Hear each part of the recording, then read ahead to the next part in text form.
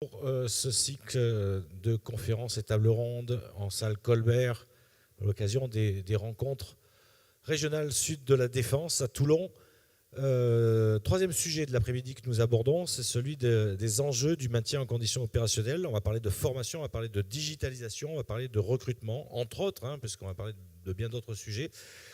Pour parler de tout ça, on accueille Jean-Yves Bayer, qui est chef d'entreprise, qui est surtout aussi le délégué régional de l'AFIM, l'Association française des ingénieurs et responsables en maintenance.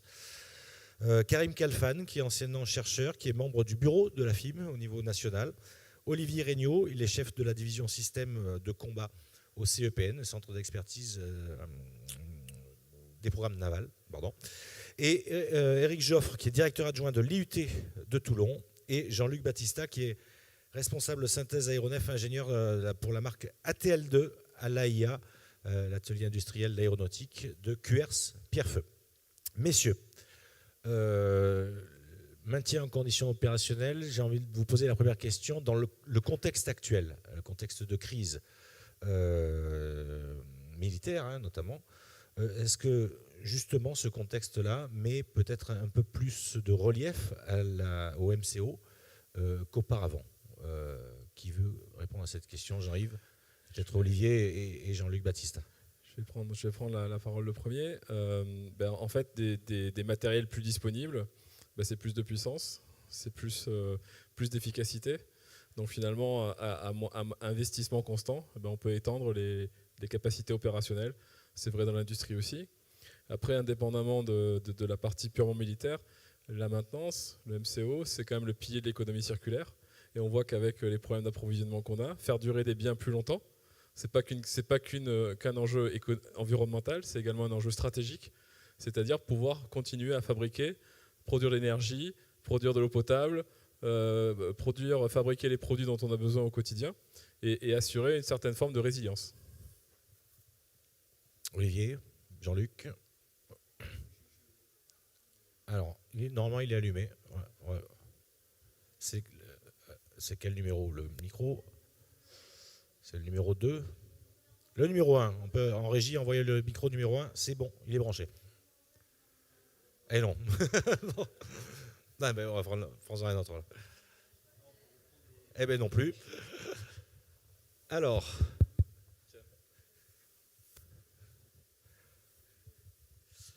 Oui, pour reprendre les éléments de Jean-Yves, je suis tout à fait d'accord. En fait, effectivement, dans une situation de crise, ce qui compte, c'est d'avoir la pleine disponibilité du matériel, la pleine résilience. Et donc, effectivement, cet enjeu de MCO est aujourd'hui crucial, notamment pour les armées. Bon, je ne vais pas en rajouter. Jean-Luc Battista, pour l'aéronautique. Vous m'entendez? Oui.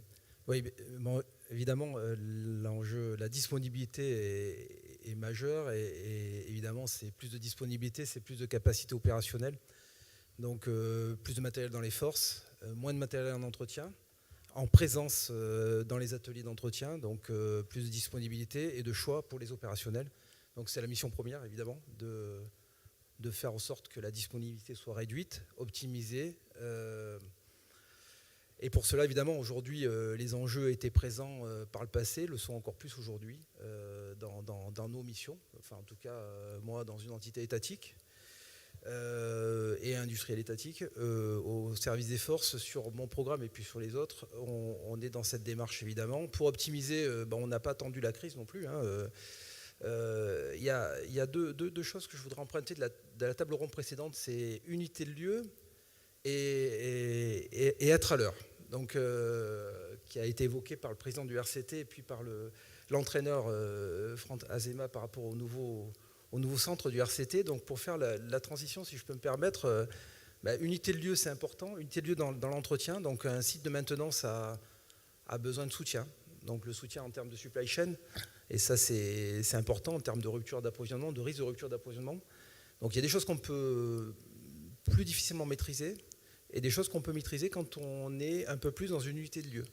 Et une unité de maintenance, ça a besoin de soutien en termes à travers deux autres processus, un processus de maintenance et puis un processus de fabrication et un processus de conception.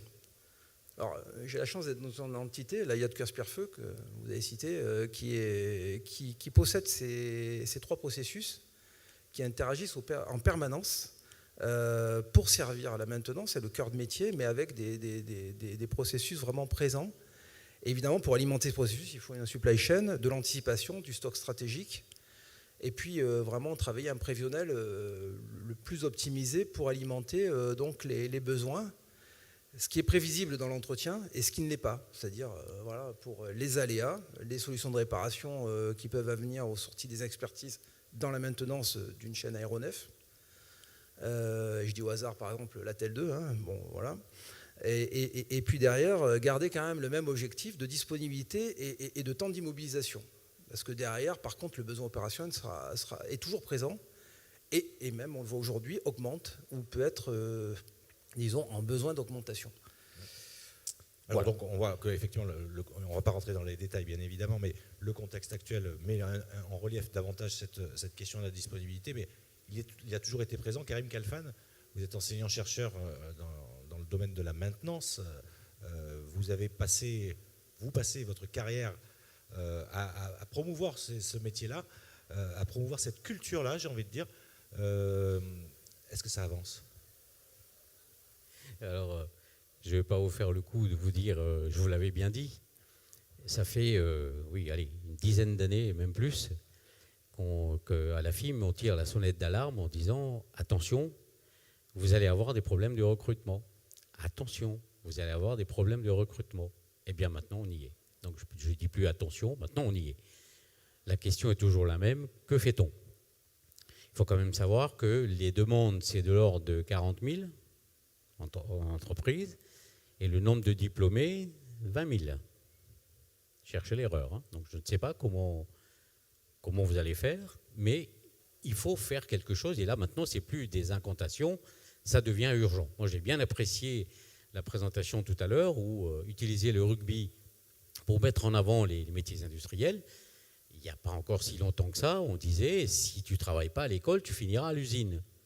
Eh bien, aujourd'hui, c'est une chance. Parce qu'en maintenance, dans les usines, c'est des métiers de haute technologie, ça bouge tout le temps, c'est le métier anti-routine, mais on n'arrive pas à convaincre les jeunes et surtout les parents. Et donc l'idée, c'est de dire, quand il y a des salons industriels comme là, il faut faire venir les gamins, donc les classes de 3e et de seconde, mais aussi les parents. Convaincre les parents de voir en fait tout ce qu'il y a comme installation. Enfin, c'est comme un magasin de jouets, un peu, hein, quand on est passionné du domaine, mais au moins, ça va peut-être changer l'image des métiers industriels. Olivier, vous partagez ce constat ? On verra ça du côté de l'université de Toulon. Je le partage, d'autant que si vous avez bien regardé les stands actuels, vous avez un stand de l'école de navigation sous-marine qui finalement est un peu emblématique de ce que vient de dire mon camarade de droite, c'est-à-dire que là aussi, si vous voulez attirer des bonhommes dans les forces sous-marines, comment on peut faire ? C'est ouvrir nos portes dès la 3e, d'accord ? Et puis après suivre ces gamins et éventuellement leur proposer des stages, comme vous pouvez aller voir là, des stages d'ingénieurs qui permettent aux jeunes de prendre conscience des enjeux, de prendre conscience de la technologie aussi qui est en jeu, qui est disponible, et donc derrière de créer entre guillemets des vocations. Alors après, si vous allez voir le stand de l'ENSM, là, vous apercevrez que parmi les jeunes qui sont en place, il y en a un pourcentage de l'ordre de 25% qui sont attirés par le métier de militaire, et les autres, globalement, ils sont prêts pour l'industrie et pour aller travailler chez Naval Group, chez Thales, etc., etc. Donc je pense que, comme le dit mon camarade de droite, il est temps de faire des choses, et notamment c'est d'ouvrir les portes et de faire découvrir les métiers aux jeunes. Éric, Joffre, et peut-être Jean-Yves et Jean-Luc ensuite, parce que les problématiques, elles sont partout. Oui, je ne peux que rejoindre l'avis de mes deux collègues à ma gauche. Il est évident que, alors j'ai la chance de représenter donc l'IUT qui porte des formations de maintenance. Il est clair que le mot maintenance ne fait pas rêver. Il est très difficile d'attirer les jeunes bacheliers, on est à l'époque des résultats du bac, vers les métiers de la maintenance. Nous, chaque année, on ouvre des places pour ces formations et nous n'arrivons pas à pourvoir ces places, à les fournir. Donc il est temps de mettre en place des actions. Alors mes collègues ont évoqué quelques pistes. Moi, je pense aussi que l'entreprise, l'industrie doit œuvrer au sein même de la formation. C'est-à-dire qu'on doit ouvrir nos formations aux entreprises pour développer des enseignements peut-être plus parlants, plus concrets, mettre en place des scénarios authentiques pour que nos jeunes puissent ainsi se rattacher à du concret, peut-être encore plus qu'avant. Ça fait partie donc des choses que nous, on commence à évoquer, à mettre en place à l'IUT, pour essayer de redorer un petit peu ce blason de la maintenance qui n'est pas bon aujourd'hui au sens d'un lycéen ou de ses parents. Et pourtant, le métier a bien changé, hein, ça a été rappelé par Olivier ou par Karim. Vous avez adapté votre offre de formation, vos méthodes pédagogiques également à cette nouvelle donne, parce que c'est très digital aujourd'hui. Tout à fait. Donc, toutes ces difficultés, nous, on les sent arriver, comme Karim le disait, il y a déjà plusieurs années. Les formations, c'est quand même des grosses machines qu'il faut faire évoluer avec le temps. Et là, effectivement, nous, on a mis en place à l'IUT donc ce qu'on appelle une approche par compétences, c'est-à-dire de former, comme je l'ai dit, sur des scénarios authentiques de façon à donner davantage de concret, et avec l'aide d'industriels qui participent avec nous à cette formation. Jean-Luc Battista, côté avion, vous n'êtes pas épargné non plus par ces problématiques de compétences ? Absolument pas. Enfin, on parle de métier en tension, je dirais même en surtension, quoi. Aujourd'hui, les exigences, je me répète, de besoins opérationnels sont importants en termes d'activité, et évidemment, les recrutements ne sont pas à la hauteur. Enfin, on n'a pas assez de candidatures par rapport aux besoins, et les candidats qui se présentent n'ont pas forcément toujours le niveau requis. Donc là, il y a un constat. À partir de ce constat, il y a un vrai travail. L'apprentissage s'est implanté aujourd'hui, maintenant, depuis un grand nombre d'années, et c'est très bien, c'est louable. Faut le consolider. Il faut consolider les liens avec les entreprises. Et puis surtout, on parle de centres de formation, de créer de nouveaux centres de formation. Ça, c'est important. Je pense de formation de proximité. Je pense qu'il y a besoin, dans le pratique, de créer nos tuteurs, les parrains d'apprentissage doivent, à mon sens, aussi, s'ils le souhaitent, s'intégrer en intervenant en sociopro, j'en ai fait partie, au sein de la formation initiale, au sein des centres de formation, pour travailler ce lien et amener l'évolution dans les besoins d'apprentissage. Créer du lien et puis fidéliser nos apprentis et puis pouvoir les intégrer après dans les entreprises, dans les activités, dans les institutions, pour pouvoir après permettre de les développer. Pour ça, il faut vraiment une harmonisation, vraiment travailler sur une captation. On va donner un exemple, on a besoin de ce qu'on appelle chez nous les tauliers, les chaudronniers. Un chaudronnier, à la base, c'est un chaudronnier avec un métier valorisant, qu'il faut valoriser. Bon sens, il est valorisant. Et ce métier, il peut avoir un socle commun. Et ce socle commun peut servir le naval, l'aéronaval, l'aéronautique. Et après, les spécialités peuvent venir par la suite avec le lien, avec le parrain d'apprentissage, avec l'entreprise et les instituts de formation qui peuvent être créés. Et vraiment ce travail à travers des compétences. Il faut travailler sur le besoin de compétences, à mon sens. Centre de formation, institution, on n'en manque pas. Par contre, comment capter et travailler les besoins d'apprentissage vers une évolution demain des nouveaux métiers. Et à mon sens, c'est ce qui est important. Je vais te faire une parenthèse, c'est vrai que c'est très bien, on fait une table ronde, je vois quelques jeunes dans l'Assemblée et je rejoins Jean-Yves sur le fait qu'il faut beaucoup, à mon sens, je souhaiterais peut-être un jour dans une prochaine table ronde, beaucoup plus de jeunes dans l'Assemblée qui peuvent entendre la bonne parole de la maintenance et de ces métiers qui sont, quand on les côtoie, enrichissants.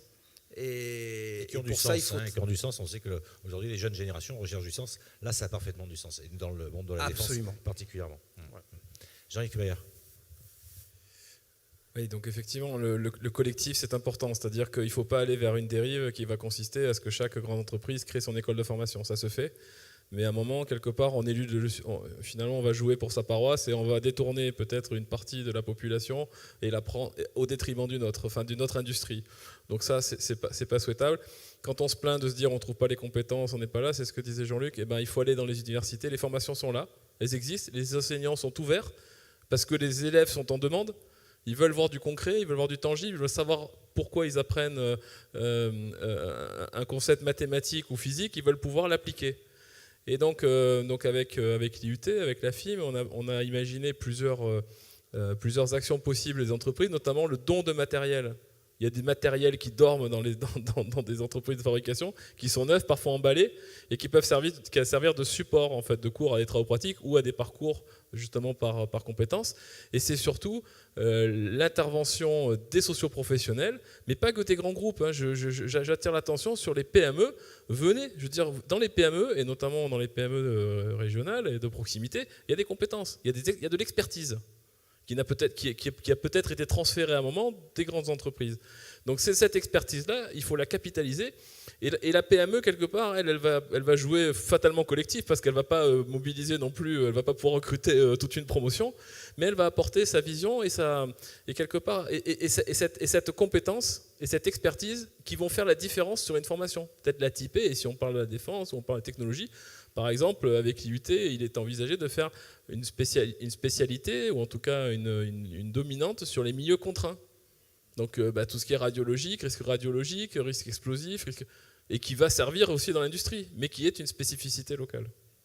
Eric, il y a besoin effectivement de cet apport du tissu extérieur, de l'écosystème dont on parle. À mon sens, c'est indispensable. C'est indispensable. Il n'y a pas mieux qu'un industriel qui connaît ses besoins et qui peut ainsi les exprimer par rapport aux étudiants et évaluer les étudiants au travers des compétences qu'ils recherchent. Donc c'est quelque chose de primordial. Moi c'est vrai que je le déploie déjà sur une licence pro maintenance navale que j'ai accompagnée il y a 4 ans déjà, où 50% des enseignements sont assurés par des professionnels. Et ça donne donc une formation qu'on appelle professionnalisante. Et les jeunes qui en sortent sont ainsi adaptés au milieu dans lequel ils vont s'insérer très rapidement. Donc c'est primordial. Karim ? Alors, pourquoi ça ne fonctionne pas ? Donc il y avait le recul. Ouais. Voilà, je suis testeur de logiciels à cause de ça. Hein. Mais bon, là, ça marche. Donc en fait, la FIM intervient dans la commission pédagogique nationale. Et donc, c'est celle qui définit le contenu de la formation et qui fait des expertises pour vérifier que c'est bien appliqué. Et donc, la force qu'on a, nous, au niveau des instituts universitaires de technologie, c'est qu'il y a un diplôme national, mais ensuite, il y a de l'adaptation locale. Alors, je vous laisse deviner à Toulouse quelle va être l'adaptation locale. Chez nous, je suis à Strasbourg. Hein. Strasbourg, on n'a pas forcément besoin de l'aéronautique. Ici, c'est le naval. Mais pour revenir à ce que disait Jean-Luc, qui sait ce que c'est un chaudronnier ? Non, il ne fabrique pas de chaudron, hein, c'est fini ça. Hein. Ça a bien changé. Donc, comment voulez-vous attirer des jeunes vers le métier de chaudronnier, qui est très très dur à trouver, donc avec de très bons salaires ? On ne sait même pas ce que c'est demander à des parents. Que fait un chaudronnier ? Il fait des chaudrons.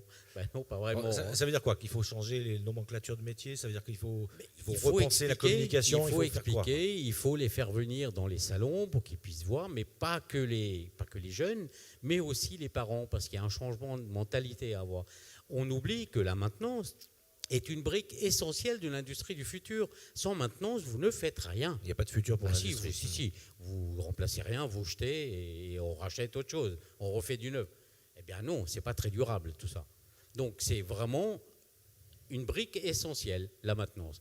Maintenant, c'est vrai que quand un système fonctionne, personne ne viendra vous dire « Ah, merci Bernard, grâce à toi, ça marche très bien ». Non, c'est naturel. C'est normal. Mais c'est parce que ça marche. quelque chose en amont. Si ça ne marche pas, c'est à cause de la maintenance. Olivier, il faut changer carrément l'image. Quand on parlait de nomenclature de métiers inconnus, chaudronnier, mais il y en a sans doute d'autres, bien d'autres, y compris dans la Marine nationale. Il faut aller au contact, il faut changer l'image, il faut faire quoi ? Je répète un peu ce que j'ai dit tout à l'heure, et je crois en ça. Il y a un exemple concret qui n'est pas très loin d'ici, mais en fait, qu'est-ce qu'on a vu dans les forces sous-marines ? On a un problème de RH, d'accord, qui est quand même assez prégnant. Et on s'est dit, on va essayer de prendre les choses par le bon bout. Et on va essayer finalement de prendre contact déjà avec l'éducation nationale et de s'intéresser à des périodes un peu clés de l'orientation des jeunes, qui sont la 3e, globalement la 1re, la terminale, et puis après Bac plus 2. Et ce qu'on a essayé de mettre en place, c'est une sorte de suivi longitudinal des gamins, c'est-à-dire dès la 3e, avec des stages de 3e intéressants, c'est-à-dire on n'est pas assis à côté de papa ou de maman ou de tonton et de tati, non, on présente un métier avec une vision à 360 degrés, et à partir de là, on commence à s'intéresser aux gamins, avant même qu'ils s'intéressent à nous, et puis après, des rendez-vous bien spécifiques. Et globalement, en essayant en permanence de tirer le jeune vers le haut et de lui montrer en fait toutes les possibilités qui lui sont offertes pour la carrière de marin et de sous-marinier notamment. Alors, la maintenance a bien évolué, il n'y a plus la clé à molette, quoique Karim il maintient qu'il y a toujours la clé à molette pour faire de la maintenance, il en faudra toujours. C'est encore un métier qui a bien évidemment été touché de plein fouet par la digitalisation, par le numérique. Je vais vous demander jusqu'où et quelles sont les perspectives aujourd'hui d'évolution des métiers de la maintenance.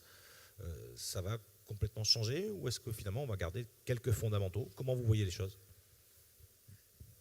Qui veut commencer, Karim? Alors c'est une très bonne question, mais oui, effectivement, tous les outils vont changer. On aura des portables, on aura des tablettes, on pourra interroger à distance pour savoir. Alors tout ça c'est formidable, mais on n'oublie pas les fondamentaux quand même. Donc une tablette qui me dit qu'il faut changer le roulement, si j'en ai jamais vu de ma vie, je vais être bien avancé. Donc on garde les fondamentaux. Par contre, c'est l'outil qui change. Imaginons que je sois d'astreinte. Maintenant, ça existe, l'astreinte. C'est le week-end, et c'est juste à ce moment-là qu'il va y avoir une alerte, juste avant que les amis viennent dîner. Et là, aujourd'hui, on se connecte, on regarde, et comme on connaît sa machine, on se dit, c'est bon, ça peut attendre encore demain. Donc, du coup, en qualité de vie, c'est quand même très important.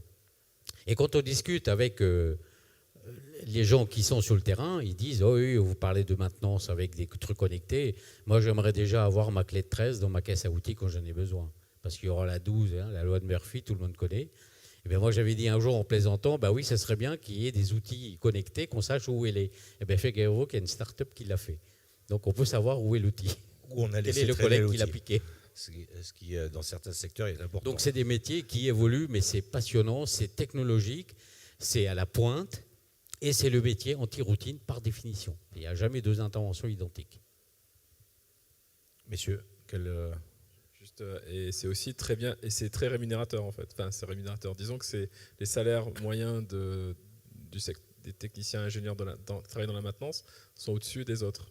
C'est un métier qui est en tension.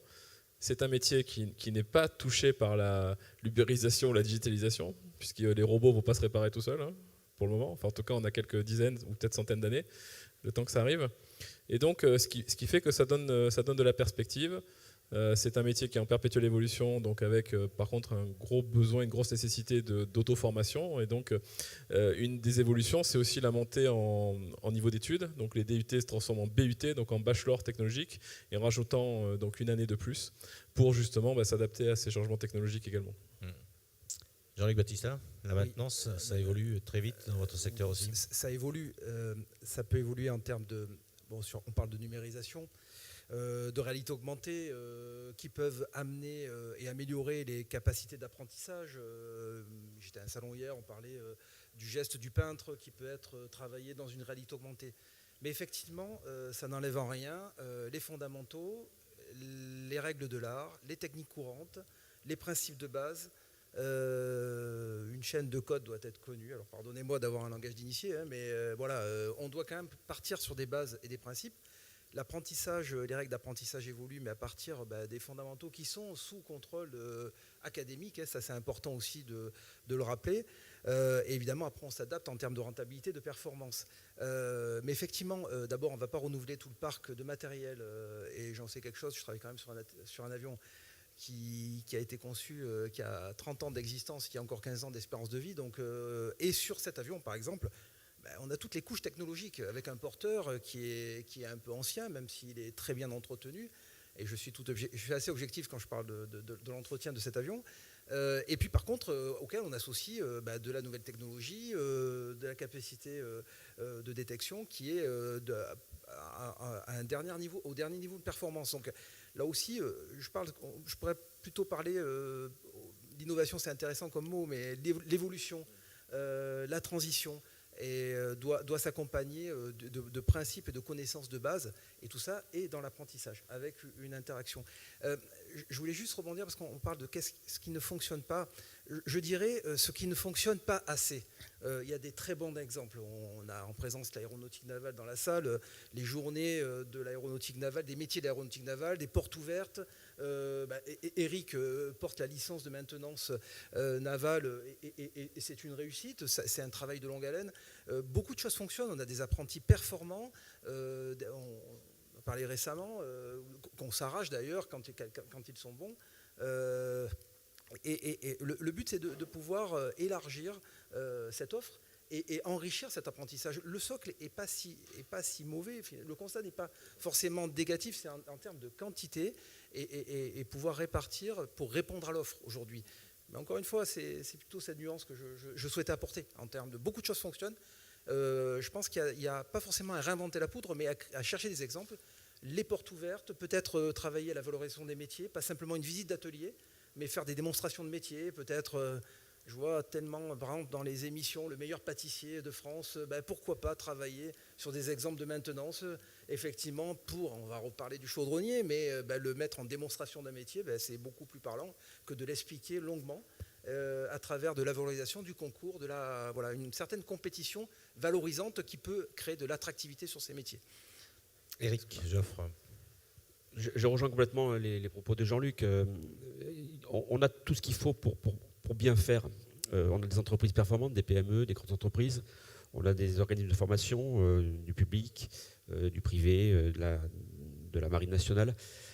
Il faut juste que la synergie, que la mayonnaise, comme on dit, prenne, et de façon à ce que tout le monde puisse en tirer bénéfice. Je crois que tout le monde peut y gagner dans cette affaire, aussi bien donc les jeunes que les industriels qui vont venir dans les organismes pour porter la bonne parole. Il faut juste trouver la dynamique. Et on n'en est pas loin. En tout cas, nous, on commence à mettre en place des actions qui j'espère, vont porter leurs fruits. Le fait de participer à ces assemblées, à ces salons, évidemment, c'est porteur. Il faut effectivement que les jeunes entendent ce message. Là, pour l'instant, on est en train de diffuser un message à des gens qui connaissent les problématiques. Mais il faut effectivement qu'on arrive à faire aboutir ce message aux jeunes et aux parents qui guident leurs enfants dans l'orientation.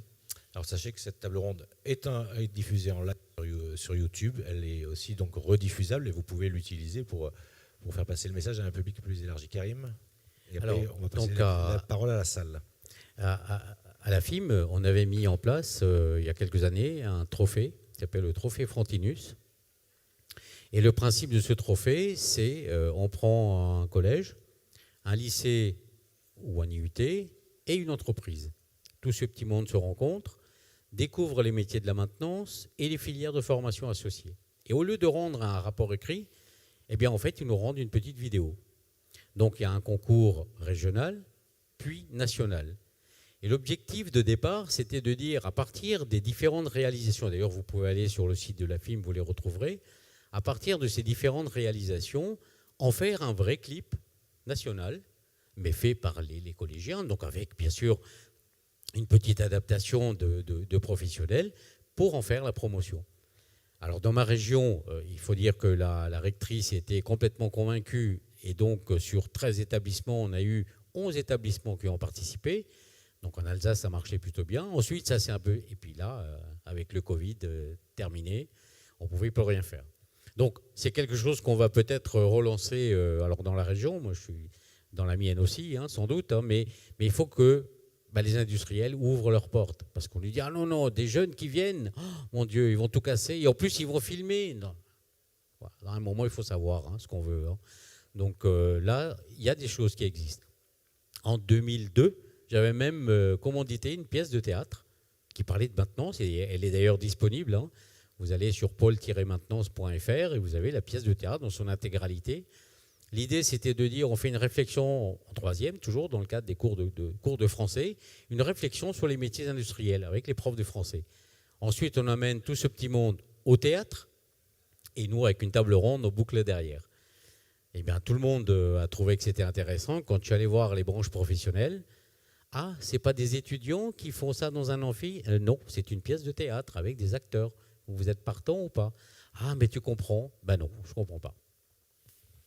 Bien. Est-ce qu'il y a des questions, des interrogations, des commentaires, des désaccords peut-être sur cette analyse qui nous a été proposée ? On a un futur candidat là-bas.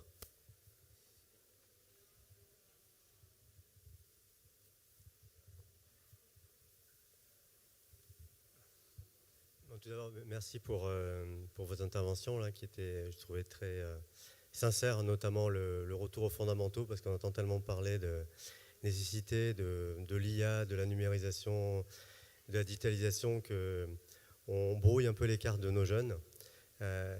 J'en veux pour exemple, par exemple, aujourd'hui en fonderie, on ne sait plus faire des lisses en France. Donc dans une période où il faut reconquérir une certaine souveraineté, je pense que ces métiers, alors là c'était pour une création, mais pour la maintenance, je pense qu'il y a un sens. Je pense que les jeunes recherchent du sens. Donc c'est des très beaux messages que vous avez délivrés et je m'y reconnais complètement. Donc Philippe Ventos, un Aval Group, j'ai oublié de me présenter. Et ma question concerne justement la façon de faire venir la jeunesse, donc avec des bons messages, aussi bien du corps universitaire que des industriels ou des étatiques.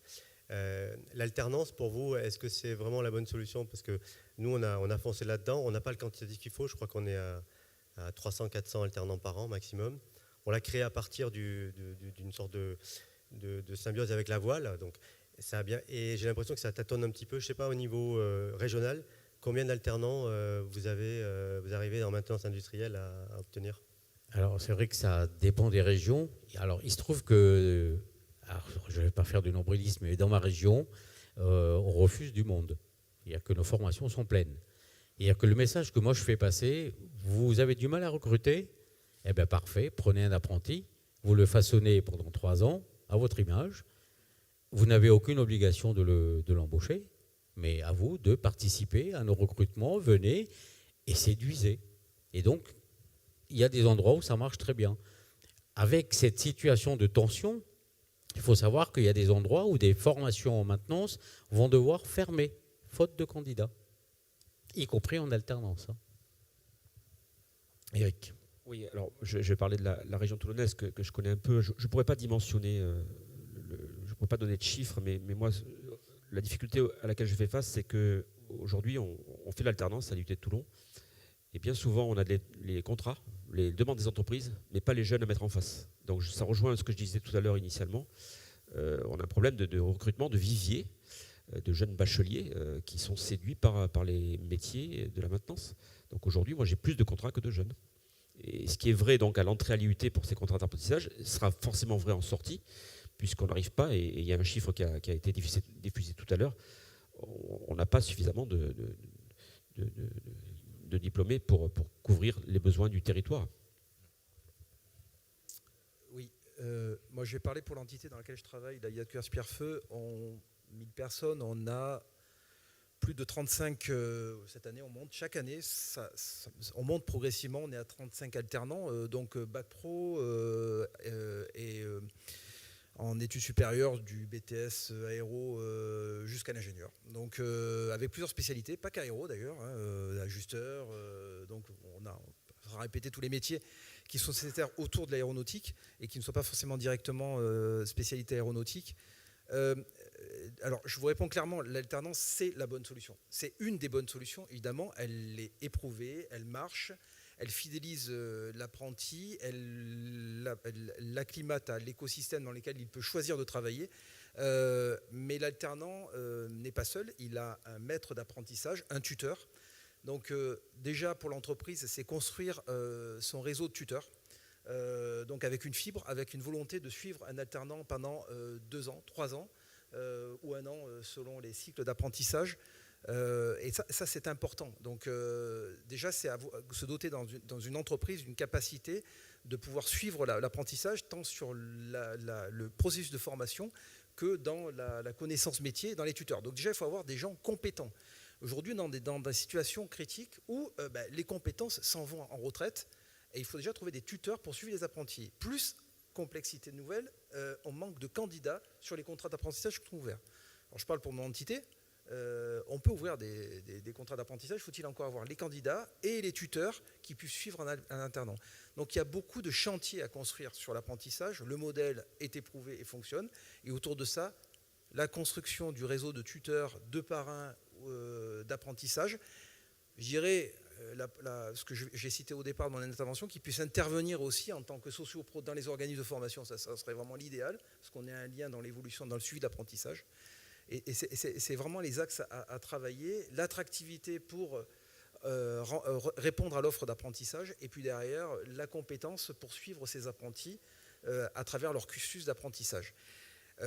Aujourd'hui, la situation, c'est que les apprentis que l'on peut avoir, on n'a pas la garantie de les garder. Ils peuvent se faire chasser et recruter à l'extérieur de leur cycle d'apprentissage, alors que c'est un investissement. Donc il y a aussi un risque, un frein. On n'a plus de garantie de garder les apprentis, ce qui n'était pas le cas il y a quelques années.